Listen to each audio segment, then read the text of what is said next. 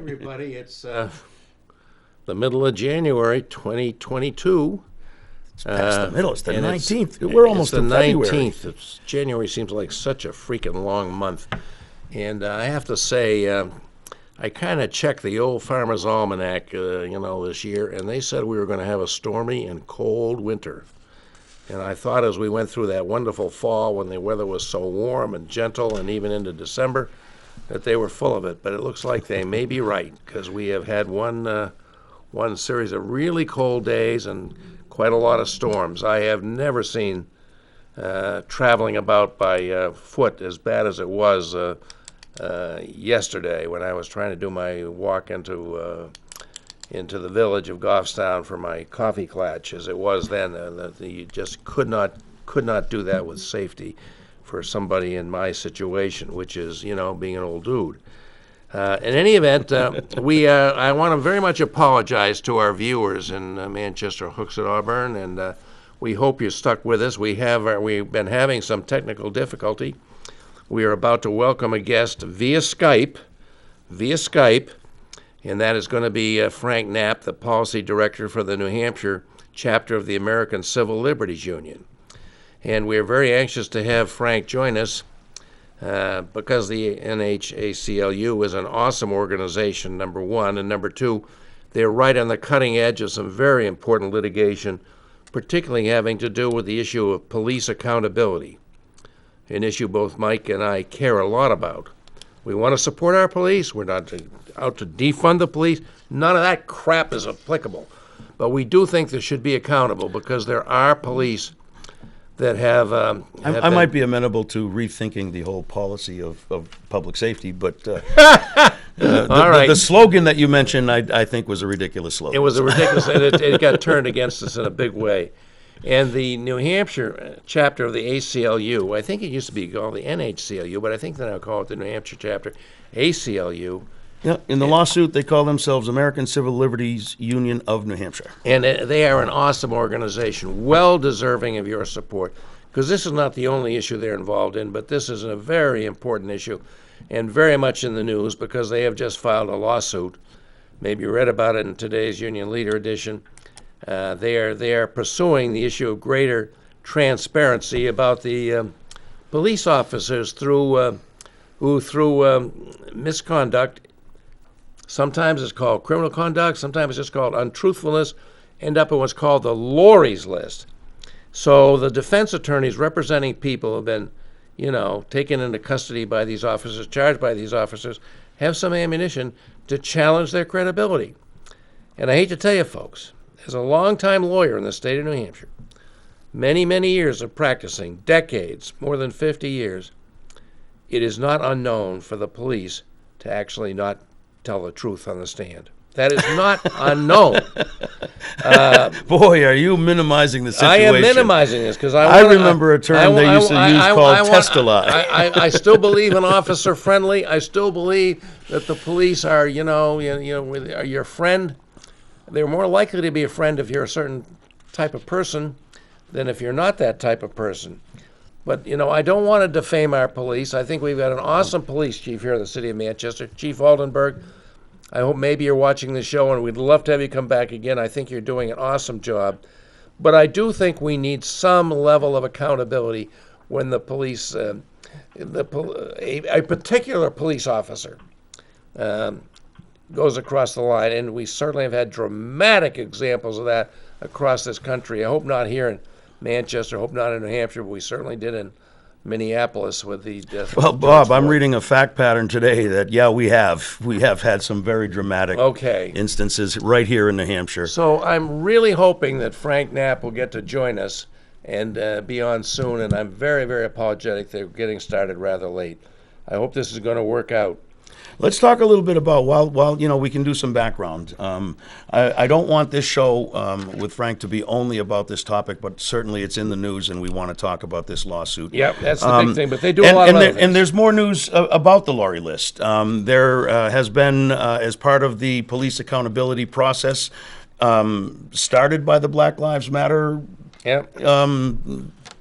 uprising events, has agreed to, over a very long and tedious process, release the names on the lorry list. That is to say, make them public, which I'm really shocked that they were never, we had to get to this point to have them released. Exactly. Exactly. I find that quite appalling. And we've had, there have been lawsuits filed by officers not wanting it to be made public. There have been lawsuits filed by officers objecting to their being placed Yep. on the lorry Yep. list, Yep. which, Yep. everybody deserves their day in court. The other thing, so what this list was, it was a lawsuit. What was it? Laurie v. State of New Hampshire. It was State v. Laurie, where the defendant wanted to get records. Apparently, the conviction was thrown out because there was some evidence that the cop may have lied in the past, and he would have been able to bring that forward in front of the jury had he known about it, but he didn't know about it. Yeah. And so this list was established, a top secret list that the Attorney General's office administered, if I'm not mistaken. Bob, Yeah. please correct me if I'm wrong. I'm trying to be informative as best I can. I think you are. And so what would happen is, as cases occurred, and as more aggressive defense attorneys might get some discovery that a less aggressive attorney might get, who knows but ad hoc, bit by bit, piece by piece, police officers' names were added to this list. Yep. And it's grown quite long. They recently released the first tranche of names, and it had 85 names on it. 85 names. And That's that was quite a just the lot. first section. Many of these people on this list are no longer employed in law enforcement, but many still are. And trust me, I understand completely how someone who makes a mistake in their profession would not want that to affect their ability to practice their profession. Yeah. But there have to be consequences. It was a good step to at least allow, in theory, that defendants would have access to this information. But the practice of it was a secret list kept by the prosecutor's office. And nobody knew. No one knew about Nobody it. could know. So, it really was, too cute by half effort by the court system, which, by the way, invented it. Yeah. To pat defendants on the head and say, we got something for you right here. Yeah, exactly. Okay. Any news on Frank joining us? I can't see him on the button. Let's check in. Hey, Frank, how you coming, man? I'm good. I think I'm in, but I can't. I'm not seeing anything. Well, I don't know what that means. Do you have the panel with the little magnifying glass where you can search for someone to make a call to? Yes. Why don't you Yes. try typing in Manchester Space Television in that spot right there and see if we come up, because that's probably the easiest way. Folks, I really apologize. We're doing it on the fly, folks. Live TV. I really apologize for the herky-jerky start of this show. We thought this was going to be a great show. We think we've got a great guest. We just want him to be available. Here he comes. I think we got him.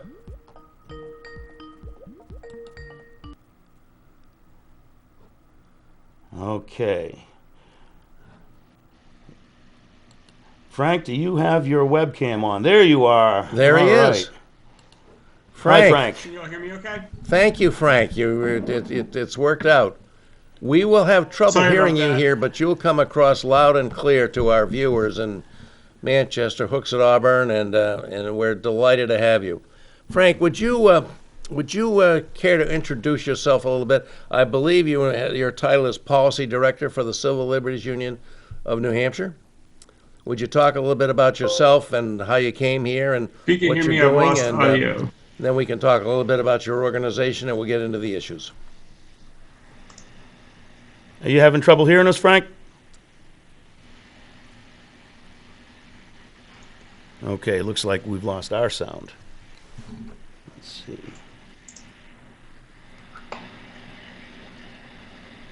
Bummer. Okay. Can you hear me? We can hear you, Frank. Can you hear us?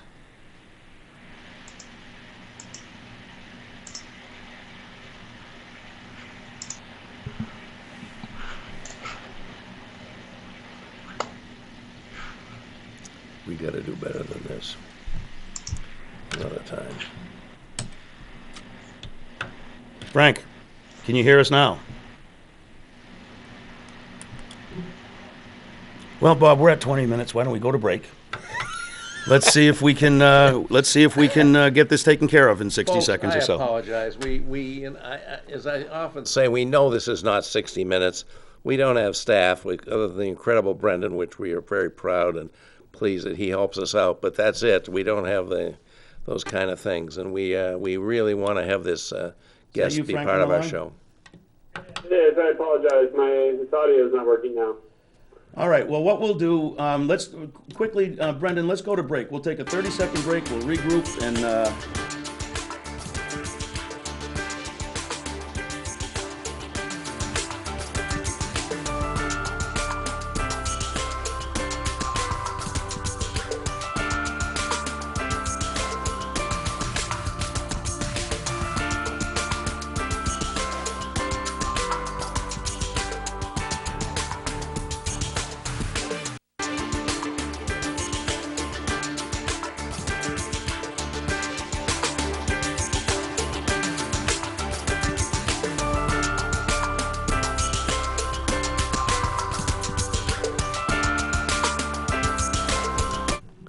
Okay, folks, this is the progress report for this mid-January evening on Wednesday, and we are very, very apologetic for not getting the show. Oh, stop apologizing. Yeah, okay. We're never back. mind. We got our Never guest. mind that. Everything's fixed. It's glorious. We got an awesome guest, and we're going to let him participate in a different way than we do. He'll be on our call-in line, which maybe means that we won't be able to welcome our callers for a bit. No maybe about it. Sorry, no calls today. No calls, and we really like our calls, so I'm very sorry about that. But anyhow, Frank, would you please introduce yourself and talk a little bit about what you do at the New Hampshire American Civil Liberties Union chapter, and and then we'll get into the issues. Well, thank you both for having me on tonight. So my name is Frank Kinnock. I'm the relatively new policy director with the ACLU of New Hampshire. And so my work mainly revolves around trying to advance public policies that further the basic rights and protections of all granted staters. So working in the realm of criminal legal reform, LGBTQ rights, reproductive freedom, immigrants' rights, First Amendment, religious liberty, all the core ACLU issues. And so we are busy at the State House, and as you all know, lots of good things and lots of bad things at the State House, and then also working at the local level. Very good. Where do you come to us from, Frank? Have you come to New Hampshire recently? Are you a native, or tell us a little bit about your own personal background. Yeah, definitely. I grew up on the other side of the river in Vermont. So I've been at the ACLU. Actually started as an intern at the ACLU in D.C. about a week before 9/11, and so was at the ACLU when the various iterations of what would become the USA Patriot Act were being debated, and I think that was what really cemented my love for and respect of the ACLU. It was one of the few organizations at the time that was willing to stand up to principle when a lot of other organizations were unwilling to do so. Hallelujah, brother. I hear you loud and clear on that. Yeah. I remember those days when it seemed like everything that I thought was my democracy was crumbling around me, and there was very few voices, and the ACLU was one of them, that was trying to remind people that, what we're doing here is not the right way to go. Yeah. Yes, exactly that. We've I think since understand now that we do not need to surrender our freedom to advance our security, but at the time there was that false narrative being pushed. And so after that, actually lived in the Middle East for a couple of years, and then have been on staff with the ACLU mostly since 2006, mostly working in the South, and really excited to be back up north again and very close to where I grew up. Yeah.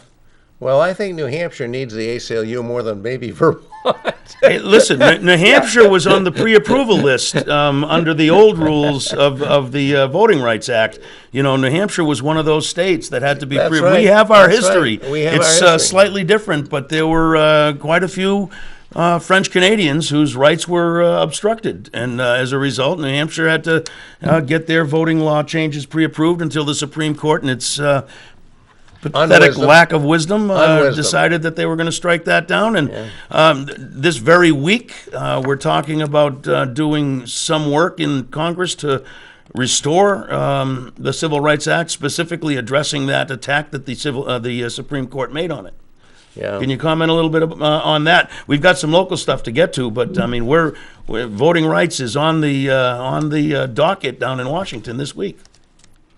Yeah, definitely. You know, they're dealing with some procedural hurdles down in D.C. this week, but obviously, as you both are well aware, this is an issue that is front and center in states across the country. You know, there's been a sustained attack on the fundamental right to vote. Since the beginning in this country. You know, if you look at the way our Constitution was drafted, limiting the franchise to only certain people, and fast forward to quote unquote modern America, and there's been a sustained attack on the progress made in the 60s. And so obviously we are hopeful that the federal Congress will do the right thing, but often happens, we need to step up at the state level and make sure that we do what we need to do in New Hampshire to ensure the fundamental right to vote for all Granite Staters. That's depressing, Bob, because what we've been doing here in New Hampshire on that front has not been something that I'm wicked proud of. No, it's really distressing in New Hampshire when they put up the number of states that are going for some form of voter suppression, gerrymandering. New Hampshire comes up there. New Hampshire's in there, and it's really very, very depressing. But I know we can count on the American Civil Liberties Union, New Hampshire, to do everything they can to counter that. So it's really good that you're on this. We did want to talk particularly about the issue of police accountability. I mean, there's a whole bunch of issues we want to talk to you about, Frank, and we're so pleased you're here. But would you like to start out with that? Because I know the news today is that you have actually filed maybe with some fellow plaintiffs on an issue pertaining to this? Only lists ACLU New Hampshire against the New Hampshire Department of Safety. It's a right to know law case. It's kind of surprising. You know, you're not arguing for or against anyone's particular civil rights in any particular fact pattern. You're just arguing, can I see the papers, please? And the Department of Safety, through inaction, is just not responding. Yes, yeah, no, I mean, as you both know, transparency is the cornerstone of good government.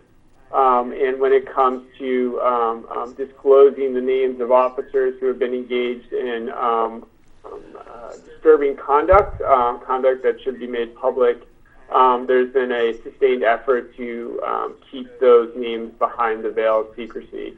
And so, going back, that around 2018, we initiated litigation to have the state turn over the so-called Lori list, the exculpatory evidence list of officers who've engaged in conduct that needs to be turned over and made public. And then this past year, in this fall, the legislature finally stood up and did the right thing and passed legislation to mandate the disclosure of the names of these officers. And so late last year, the first batch, or I think it was the beginning of this year, the first batch of 80 names was released by the Attorney General's office. It included officers who had engaged in, actions that, lack of truthfulness, aka lying, use of force, abuse of power, criminal activity, etc. And so we again, initiated litigation more recently with regards to one case that is being withheld, that we believe should be turned over to the public. And I think this is part of a larger issue that we're seeing not only in New Hampshire but across the country of ensuring that our law enforcement are more transparent and accountable as a first step towards building safer and more just communities. So, if I'm understanding correctly, this one lawsuit might be considered a test case. There are other files that you have requested that have not been turned over, but you're suing on this particular fact pattern. Is that accurate, or is this the only issue where the Department of Safety is balking at providing documents? So there's a number of names that are supposedly going to be turned over later this spring. So I think we're in a wait and see pattern with how they're actually going to follow the law. In this particular case, that's information that we believe should be turned over currently, and so we are litigating that issue right now. But supposedly there'll be additional names released later this year under the legislation and under the guidelines laid out in the legislation. So is your goal transparency just for the sake of transparency, or is that a first step toward another goal, which would be more accountability for police? Maybe it's difficult to discuss because obviously when we're talking about someone's livelihood, this is an important matter to that individual, to the officer himself. So to have that put in jeopardy, to be placed on this list on mere suspicion or something like that would not be a fair or equitable thing. Can you tell us a little bit? I mean, how much proof does there have to be before an officer's name gets put on this list of where exculpatory evidence would have to be revealed in cases he's involved in as a witness, or she? Yeah, these are names that are actually put on a list by their chiefs and have been sustained, and so there is an internal process that is, we're relying on chiefs to do the right thing and make sure that they are actually putting folks on this list. But I think get at the core of your question, this really is a first step for us. And again, this is part of a larger nationwide movement. When we think about public safety in our communities, we've been taught throughout, our entire lives to think, police, fire. Those are the institutions that keep us safe. When you actually talk with folks in communities and you ask them the questions, basic questions, what are the things that make you less safe on a daily basis? What you often actually hear instead are, lack of access to a minimum wage, a living wage, lack of access to health care, child care, lack of quality education, lack of transportation, etc. Food deserts, so lack of good food. I'm sorry. Lack of good food. Food deserts that people are forced to. Food. Yeah, food deserts are an issue in New Hampshire and across this country. And so what we're trying to do is kind of fundamentally rethink and reshape the debate around public safety, and to ensure that when we are debating municipal budgets, state budgets, and we're thinking about ways to make our communities safer, that we start moving away from this default to funding police and incarceration as the things that we think will make us safer when the data shows that that's actually not the case, and start to invest in life-affirming services that will actually have a net positive impact on our community. And so this work right now we're trying to do around policing is part of a broader effort to kind of redefine policing as well. And so oftentimes when, a police shooting happens, the default from police is that, we need more, better training, more body cams, those procedural reforms will make things better. And when you actually look at the data, there's police shootings and, those officers, the murder of George Floyd is a great example. We often hear after a police shooting that we just need to have better policies in place, that the officers need to have better training. And so looking at the murder of George Floyd, the officer who stood on Mr. Floyd's neck for those minutes was violating department policy each of those seconds and minutes that he stood on his neck. The officers who stood next to him and didn't intervene had a duty to intervene under their policy and failed to do so. And so what we're trying to do is really move away from this notion of we just need procedural reforms and actually get to the core, and that is we have too many police doing too many different things, and we need to redefine the role of police in our society. And so this is all part of this broader effort to redefine public safety and to actually implement the laws and policies that will make us safer as a community. Can you say a little bit more about that, Frank? That was a very interesting statement. I think you're saying basically we're asking the police to do too many tasks that should be perhaps the province of other social service agencies, like dealing with the mentally ill, dealing with the homeless. Is that what you're suggesting, that the police are just being tasked with too much and being overstressed, and the result is some behavior which we don't approve of? Oh, absolutely. I mean, we have turned police into a society solution for children misbehaving in schools, for people experiencing substance use, for people who lack access for housing, for people, who are experiencing a mental health crisis. And police don't have the tools or training to handle those situations. Police have a gun, a badge, the authority to make arrests, to take our liberties, to take life under certain circumstances. They don't have the training or tools to deal with all societal problems. And so that's exactly what we're saying and suggesting, is that we actually invest in the solutions that will make our communities safer. And we're not talking about making things up out of thin air. We're looking at data-driven practices that have already been implemented in other jurisdictions. For example, there's a wonderful program out in Oregon called True Hoops. It's a mental health response model. And so when calls come in through 911, instead of just defaulting to send law enforcement as a response, and as we often see in those responses, law enforcement escalate and someone, gets hurt or killed, they actually have mental health crisis response teams that are not connected with law enforcement who go and handle those situations in many, many cases. And they do so without ever having to call backup for police. They are able to de-escalate the situation to get the person to the place they need to be. And so that's what we're talking about investing in. We're talking about looking to see what's working in other jurisdictions and investing our dollars into those systems to make our communities safer. Frank, you Excellent. you used a term that we bandy about, law enforcement, and it actually, that's a legal term of art, and that actually is, according to the Supreme Court, the only job of the police. Not public safety, not mental health protection, not property protection, law enforcement. So strictly speaking, if you have a person who's in distress making a lot of noise outside in the street, the law enforcement is to stop the noise, not to take care of the reason for the noise. And what you just described, an approach where you don't send law enforcement to the situation, you send a team to the situation that can remedy the problem.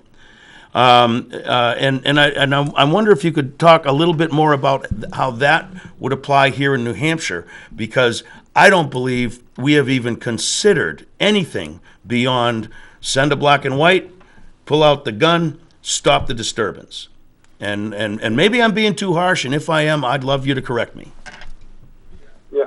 No, I think, I'm new to New Hampshire, and so I still have a lot to learn about what has and hasn't happened, so I don't want to, get out in front of a lot of the great work that I've heard folks talk about here in New Hampshire. But I do think that there are lessons that we can take from other jurisdictions and start to think about piloting those programs here in New Hampshire. And also think about, there was a great bill that was up to the legislature last week to create a study commission looking at overdose prevention sites, for example, which have been shown to, not only reduce crime in the area, but also to reduce, transmission of bloodborne diseases, because people are being provided with safe opportunity to use drugs that they are using anyway, and doing so in a way that is, reducing the number of needles that are in a community, reducing needle sticks for first responders. So, yeah, that's the reality of the world that we live in, and finding solutions within that, and getting people to treatment and investing in treatments, et cetera. That's the Amsterdam solution, and as logical as it may be, I believe that the legislature of New Hampshire is going to have to change an awful lot before anything like that could pass. I mean, people are just not thinking that way, as logical as it may be, as evidence-driven as it may be. Amsterdam has experience with it going back, 50 years? It is a proven success, and yet we can't have that because ideologically it offends some people. Yeah.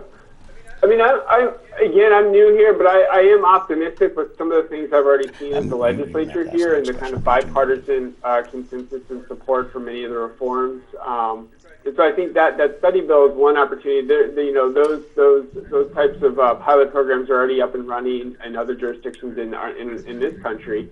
There's already been legislation that started moving here in New Hampshire to defelonize possession of all drugs.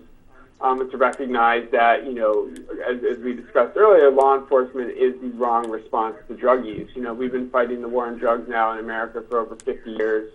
And one thing that we've learned over and over again is that we cannot police our way out of drug use. We need to invest in data-driven, in making sure that we have, access to treatment services and the things that people need to address the situation, the underlying situation that they're facing.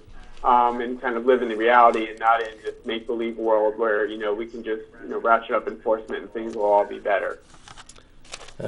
Frank, I think we're glad you came to New Hampshire. I think Oh, absolutely. you're exactly what we need here Glad in New to be Hampshire. here. And, we got a lot of work to do in New Hampshire. I'd like to broaden out the issue a little bit. Looking at the website for your New Hampshire American Civil Liberties Union, you're into a lot more than just making improvements in the issue of police accountability, which is, the height of it right now is the issue of, more transparency in the lorry list. But there's a lot more going on. I'd like you to talk about some of that. One of the things I was really interested to see you are concerned about, and I think it's a great thing that you are, is the effort to suppress the vote with gerrymandering and, maps that are going to change the outlook for the elections this year and For a maybe decade. even worse, 2024. Can you talk about the Civil Liberties Union agenda and what you're doing to try and combat the diminishment of the power of the vote by the majority? Yeah, absolutely. We have I guess what is seen as an odd desire, which is to have the people pick their politicians and not politicians pick their voters. Yeah. Which is what the gerrymandered maps that have been released at the State House thus far do. And so we have actually consulted with and brought on an independent expert to actually review the various maps that have been brought forward by the majority party in the legislature here. And what we've seen in the data that has been analyzed is that there is extreme gerrymandering going on in this new redistricting cycle here in New Hampshire. So we've looked at the congressional maps, we've looked at the state Senate, the state House, the Executive Council, and that pattern is consistent throughout. Yeah. I'm shocked. I'm so surprised that a Republican. I was facetiously saying I am shocked that the Republican legislature that gerrymandered 10 years ago is doing it again. I am appalled to hear this. One would wonder how can Republicans be so consistent? I'm being facetious. That's not a real question, Frank. That's about that. Partisan gerrymandering is a serious problem, and so we are doing lots of public education work. So in addition to putting out independent analysis of what and how these maps have been gerrymandered, we're also getting out and meeting with community members, talking with constituents, and educating them about why redistricting matters, why it's so important that they weigh in and talk with their legislators about drawing fair maps. And then, obviously engaging at the legislature on these issues and working towards. Frank, I don't know if you have a law degree as Mike and I do, but if you don't, that's fine. You're doing a great job. I'm just wondering, is there a possibility of a judicial remedy? I was just going to get to that. On this gerrymandering, which we're seeing move right boldly ahead, unless somehow Governor Sununu decides his sense of smell was offended. That guy. Which I'm not counting on. Is there a possibility of any litigation here, and is there any chance that it can be successful, given the recent trend of the Supreme Court decision? And Frank, can I just jump on that? I know of one successful lawsuit where the legislature explicitly said we're doing this to prevent minorities from voting. But absent that in the record, I think that was in North Carolina. Yes, I'm referring to the North Carolina case. Yep. Absent that error in the record on the part of the legislature, I haven't heard of any cases where a court has overturned the work of a legislature in redistricting. Are they out there? So to answer your first question, I'm not a lawyer, so and I'll do my best not to pretend to be one right now. No, so my understanding, and really I think it's premature at this point for us to talk about whether we would engage in litigation. We do know that, as you pointed out, racial gerrymandering versus political gerrymandering, the racial gerrymandering litigation options are more available versus the partisan political gerrymandering. And so those are all questions that we are exploring at this point in time, and I think we'll see once the final maps are adopted. I mean, I heard of at least one case, again in the South, where the Democratic Party across the state got thousands more votes, but yet was overwhelmingly swamped by the Republicans in the legislature due to the districting in that particular state. I mean, that to me should be, I mean, it's obvious what's going on, but yet the court declined to remedy that situation. So it seems hopeless, and this is strictly a political issue. Yes, no, and there's lots of active litigation right now in the South by the ACLU on the redistricting issue. So I think those are all very early in the process. So I think it's too early to tell what's going to happen. Yeah. So here's another issue I believe that the ACLU is very much involved here in the state, and that is the censorship of certain teaching of certain things in the classroom. We've heard so much about this critical race theory. You know, let's not use that term. Let's call it what it is. It's censorship. Censorship of things that might hurt people's feelings. Basically, it's not critical race theory. We can't talk about it that way. We'd be dishonest to talk about it that way. Okay, like those who are talking about it that way. Okay, all right. But I would like to know. I believe that's part of the agenda that your wonderful organization is working on. I'd like you to talk a little bit about what's happening with that and whether there's a judicial remedy in that area too.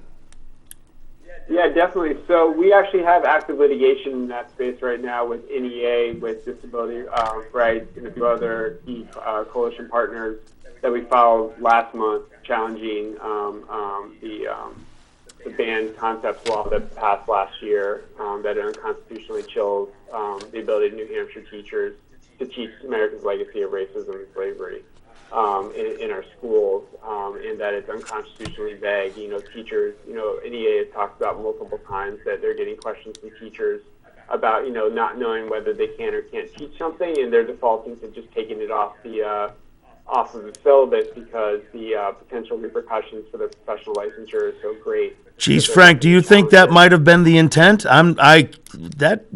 It would surprise me if that was not the intent of the statute.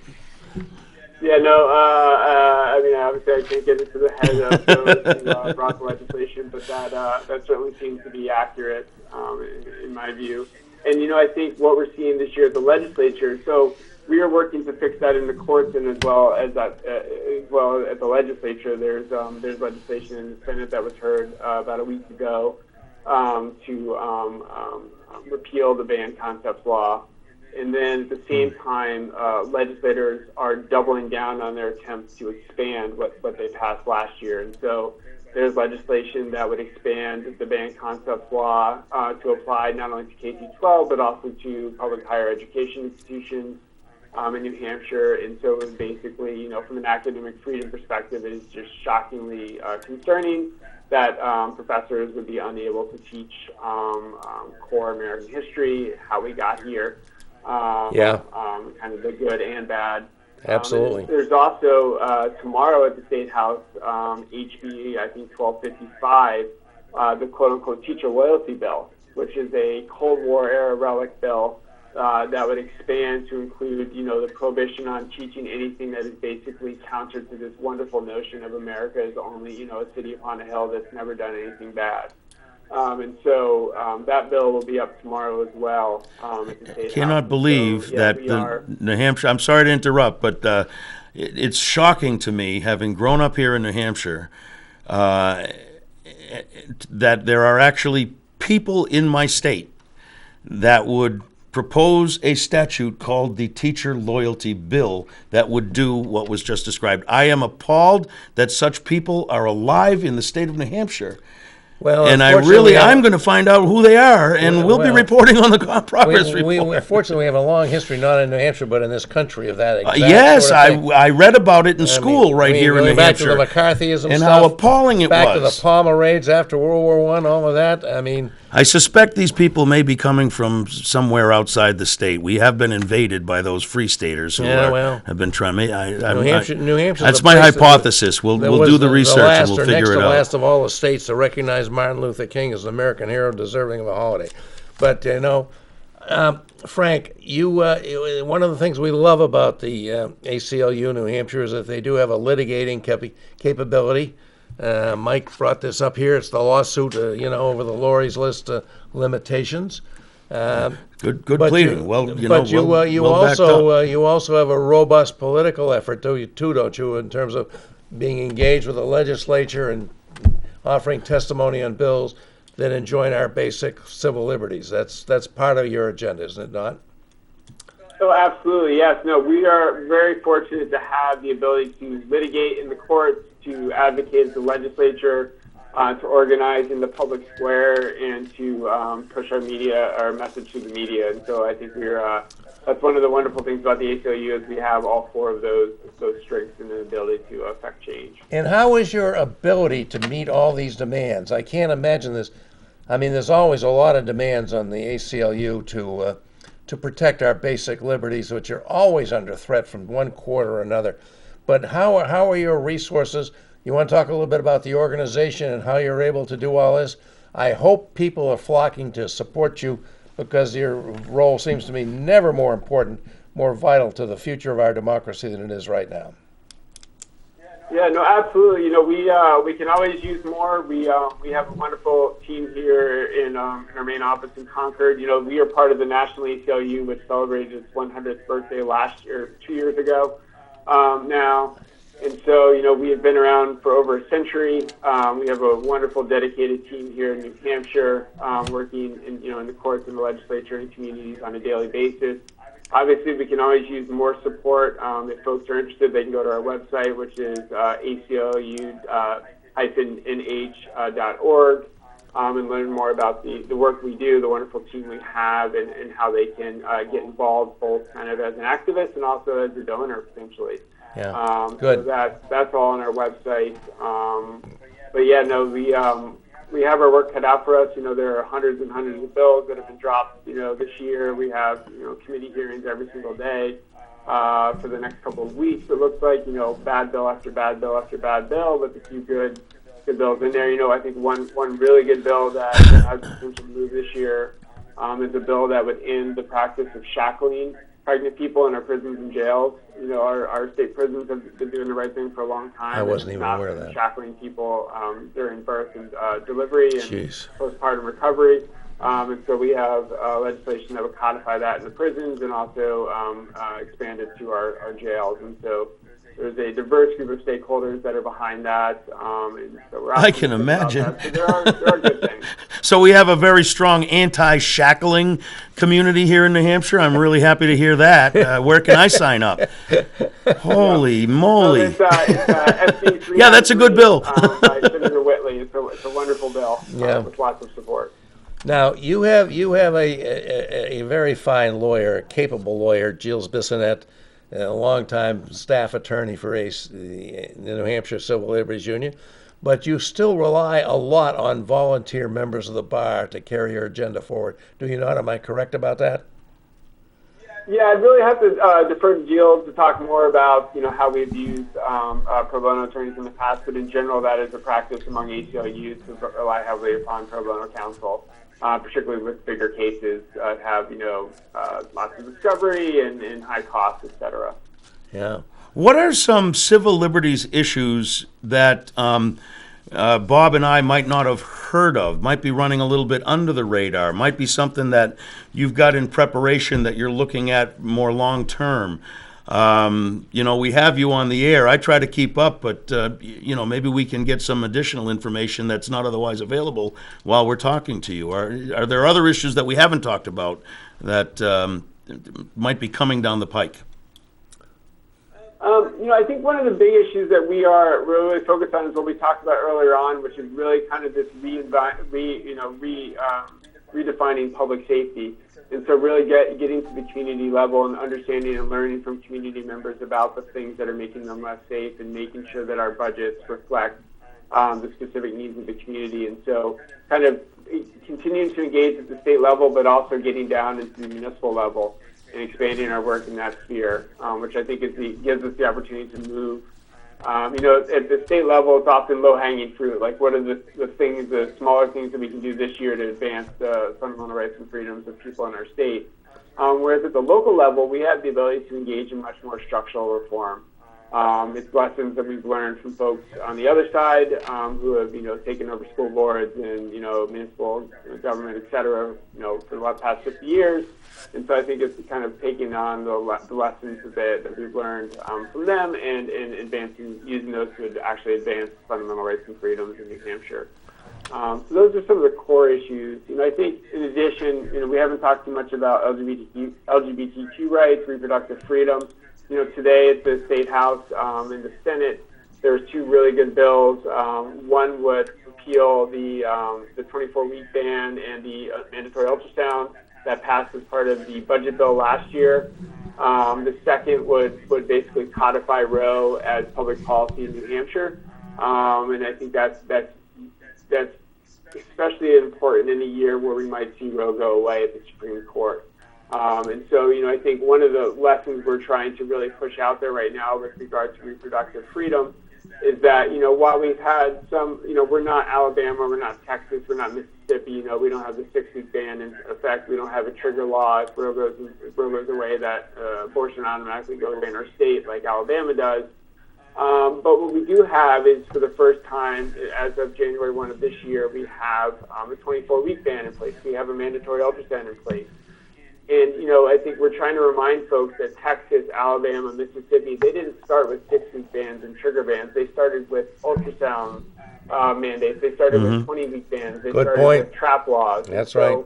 It's really on us to draw a line in the sand and make sure that folks recognize that fundamental rights of abortion is very much under attack as part of a broader political project across the country, and that we need to get out in front of this and stop it now. Now, but I understand at the hearing that the original bill was basically removed and rewritten to essentially just try to soften the ultrasound requirement, as opposed to any rape or incest or fetal malady exceptions or anything like that. So basically, the bill that was in front of the committee was erased completely, and they just kind of nibbled at the edges and addressed a little bit about that ultrasound situation, which to my way of thinking, I mean, that I find that appalling. I find it difficult as a man to even have a voice in the discussion, because I find it hard to find my business in the discussion. I feel I'm not a doctor and I'm not a woman, and those are the people who should be in the discussion, and I probably should shut my mouth. But that's just my opinion on it. I think that was the House bill yesterday that was up. I see. I understand. Thank you. Exceptions for rape and incest, as well as repeal the ultrasound mandate from the HB2. And so that was knocked down to just the ultrasound bill. But today in the Senate, the really good bills were up, and so obviously we'll see what happens. And I think the other big issue this year is legalization of marijuana and moving towards legalization, bringing us in line with the other states. And I think not only because it's the right thing to do, that, as part of the broader movement away from the drug war, but also the massive racial disparities in the enforcement of marijuana laws in New Hampshire. Racial disparities exist across the country, and I think particularly folks in the Northeast think it doesn't apply to them. And so, yes, it does. Actually been digging into the data, and the racial disparities in New Hampshire are enormous. Black people and white people use marijuana at roughly the same rate. Black people in New Hampshire are about 5 times more likely to be arrested for marijuana possession. Yeah. That is not explained away easily. That is the result of intentional policies and practices and how law enforcement are being deployed in our communities. Hey, Frank, when I first started practicing law a long time ago, it was a misdemeanor to be knowingly in the presence of marijuana. And I went to a lot of trials where we fought about whether the state lab found was marijuana or catnip. I mean, it was bizarre to be in the presence of marijuana. Not to mention what a guy knew when he was. I didn't know. I mean, it's just medieval, that thing. But I'm not totally agreed on the whole issue. Progress is being made, Frank, and you keep up the good work despite what my elderly partner over here said. Frank, you're so glad you could join us here. Yeah, we're coming to the end of the show. We're coming to the end of the show. It always goes by fast. You've been a wonderful guest. Excellent. We're so glad that the Civil Liberties Union of New Hampshire is on the job, and I hope you've got You've obviously got excellent people. I know some of the people that I don't know you, but I'm happy to know you through this program. And I just, I know you're conducting it. I think our democracy in this country is under really severe threat. And I think one of the people, one of the groups that's going to help preserve it, if we can, is the Civil Liberties Union. And they've got the chops Here to in do New it. Hampshire, around here to do 100 it. years of chops. And I just hope the resources are there for you. You want to make a quick pitch before we close it out? You can do it, but we're about to the end, and thank you so much for joining us. Thank you both for having me so much. It was wonderful. And again, if folks are interested in getting involved, both either financially or as an activist, go to aclu-nh.org, learn more about us and how you can get involved. And thank you. Thanks, Thank Frank. you. Great Thank having you so much. We're glad you're here. All right, folks, that's it. Y'all. That's it for this edition of the Progress Report, Mike. We got started late, but it was great, wasn't It it? was a good show. I had a like Frank. wonderful We're going to guest. have him back on because We'll have to have there him were a back lot on. of topics that we were not able to address. And I've got But some ideas from next week I'll talk to you about, and then we'll post them. See you next week, folks. See you next week, folks. Take care. Have a lovely